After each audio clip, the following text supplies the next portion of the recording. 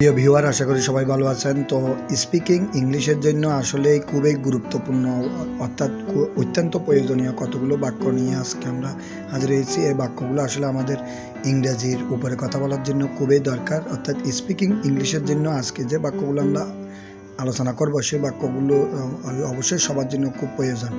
তো এখানের মধ্যে আমরা প্রথম দেখতেছি আপনার গো সমাচার।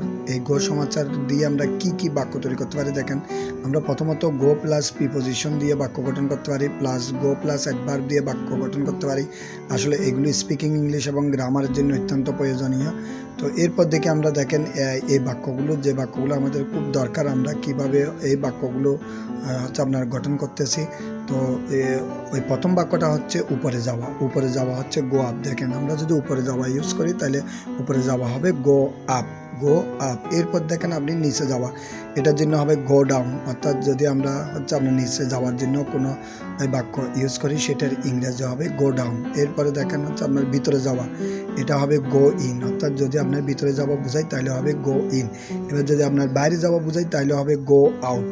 অর্থাৎ আপনার বাইরে যাওয়ার ক্ষেত্রে হবে কি গো আউট। এরপর দেখেন, এরপর যদি সামনের দিকে যাওয়া বোঝাই তাহলে হবে গো অ্যাহেড। গো অ্যাহেড হবে এই সামনের দিকে যাওয়া, অথবা গো ফরওয়ার্ড। গো অ্যাহেড অথবা গো আপনার ফরওয়ার্ড হবে সামনের দিকে যাওয়া।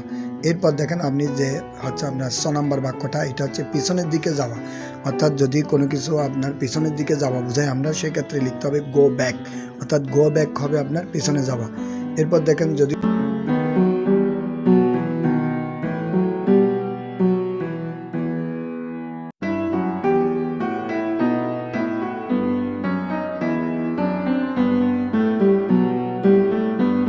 আপনার ডানে যাওয়া বোঝালে হবে গো রাইট। অর্থাৎ ডানে যাওয়ার জন্য আমরা প্রয়োগ করব কি গো হচ্ছে রাইট।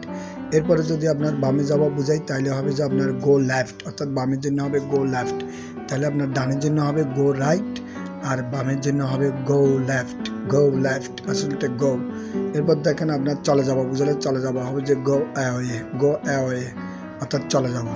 চলে যাওয়া বোঝাতে তাহলে কি হবে গো অ্যাওয়ে। এরপর দেখেন যদি আপনার কোনো কিছু চালিয়ে যাওয়া, অর্থাৎ কোনো কাজ যদি আপনার চালিয়ে যাওয়া বোঝায় তাহলে হবে গো অন, অথবা গো অন হতে পারে, অথবা গোয়িং অন হতে পারে, অথবা ক্যারি অন হতে পারে। কি হতে পারে? তাহলে কোনো কিছু চালিয়ে যাওয়ার ক্ষেত্রে গো অন ইউজ করতে পারি আমরা, আবার গোয়িং অন ইউজ করতে পারি, আবার ক্যারি অন ইউজ করতে পারি। এখান থেকে যে কোনো একটা ব্যবহার করলে আমাদের হয়ে যাবে। এরপর দেখেন আপনার 12 নম্বরে যেটা আছে আজকের, সেটা হচ্ছে আপনার পথে যাওয়া। এই পথে যাওয়ার জন্য হবে যে আপনার গো থ্রু। তো গো থ্রু দিয়ে হচ্ছে আপনার পথে যাওয়া। তারপরে যে বাক্যগুলো আমরা গঠন করবো সেগুলো হচ্ছে গো প্লাস অ্যাডভার্ব। এতক্ষণ যেগুলো করছি আমরা সেগুলো হচ্ছে গো প্লাস আপনার প্রিপোজিশন। গো প্লাস প্রিপোজিশন দিয়ে বাক্য তৈরি করছি। এবার করব আমরা গো প্লাস অ্যাডভার্ব দিয়ে। দেখেন, গো প্লাস অ্যাডভার্ব দিয়ে ওই প্রথম বাক্যটা হচ্ছে আপনার সিঁড়ি দিয়ে উপরে যাওয়া। অর্থাৎ উপরে যাওয়া আগেও আমরা দেখছি, আর সেটা হচ্ছে এমনি উপরে যাওয়া, আর এটা হচ্ছে সিঁড়ি দিয়ে উপরে যাওয়া। বুঝলে হবে যে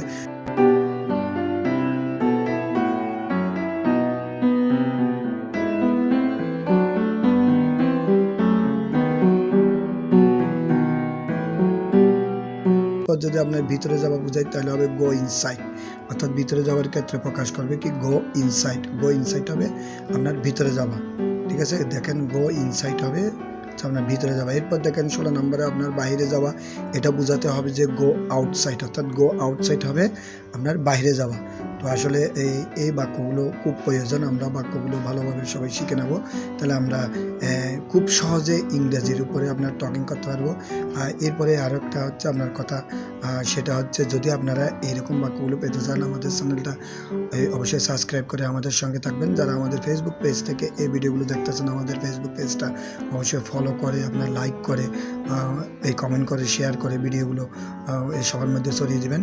তো সবাইকে সম্পূর্ণ ভিডিওটা দেখার জন্য অসংখ্য আপনার ধন্যবাদ। আগামী ভিডিওর জন্য আমন্ত্রণ জানিয়ে আজকের মতো এখানেই শেষ করলাম। তো সবার জন্য শুভকামনা রইল।